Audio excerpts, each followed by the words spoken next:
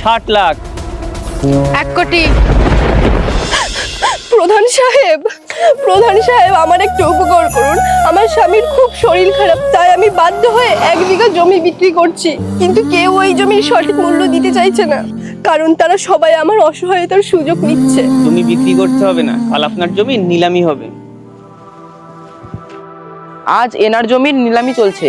মোহাম্মদ আরিফ সাহেব 20 লক্ষ টাকা দাম তুলেছে।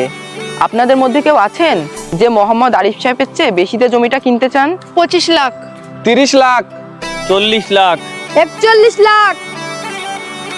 50 লাখ। 60 লাখ। এই জমি আমিই কিনবো। 1 কোটি। 1 কোটি 1, 1 কোটি 2, 1 কোটি 3।